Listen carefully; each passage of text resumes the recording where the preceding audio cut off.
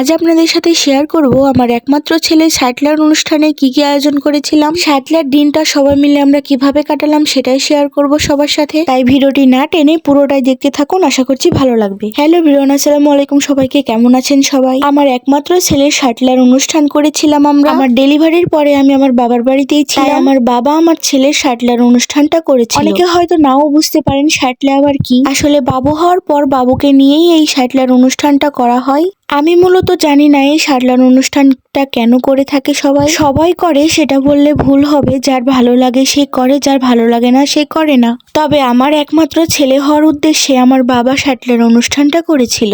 এটা একটা ইচ্ছা পূরণ বলতে পারেন। আমার বাবা একটা খাসি কিনে এনেছিল সাইটলার অনুষ্ঠানের 2 দিন আগে। হাট থেকে খাসিটা কিনে আনার পর আমার বাবা 2 দিন যাবত খুব যত্ন করে খাসিটাকে খাওয়াইছে।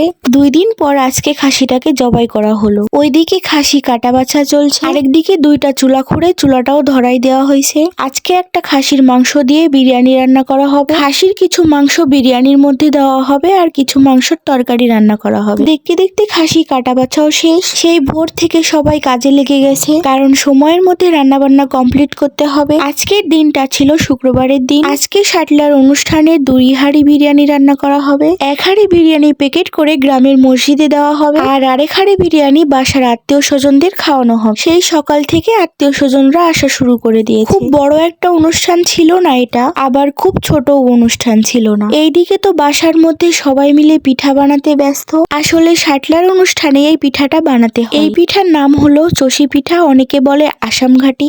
দেখতে দেখতে বিরিয়ানি প্রায় রান্না হয়েই যাচ্ছে। আর আজকের বিরিয়ানি রান্নার রাঁধুনি ছিল আমার মামা। বাসার মধ্যে খাওয়া দাওয়ার জন্য আমার আম্মা রান্না করছে এখানে খাসির মাংস। একটু আগেই রান্না করলো ব্রয়লারের মাংস।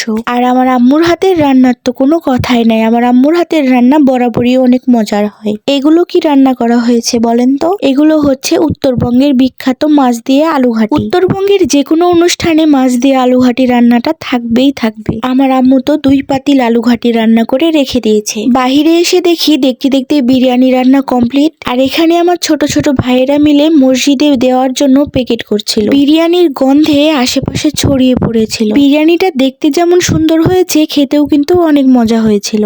এইদিকে তো অনেকগুলো প্যাকেট করা প্রায় হয়ে গেছে। মসজিদে তো 400 প্যাকেট দেওয়া হয়েছে, আর বাসার মধ্যে 100 জনের খাওয়া দাওয়ার আয়োজন করা হয়েছে। মোট 500 মানুষের আয়োজন করা হয়েছে আমার ছেলের সাইটলার অনুষ্ঠানে। চষি পিঠাও রান্না করা শেষ। দুধ, নারিকেল, চিনি, আটা, কিশমিশ এগুলো দিয়েই এই পিঠাটা বানানো হয়। আপনারা কি কখনো এই চষি পিঠা খেয়েছেন? সময়ের মধ্যে সব রান্না কমপ্লিট করতে পেরেছে আলহামদুলিল্লাহ। মসজিদেও সবগুলো প্যাকেট বিলি করা শেষ। এইদিকে বাসার মধ্যে খাওয়া দাওয়া হচ্ছে। এই দিনটা আমার কাছে অনেক স্মরণীয় একটা দিন হয়ে থাকলো। আজকের মতো ভিডিওটি এখানেই শেষ করছি। খোদা হাফেজ, আসসালামু আলাইকুম।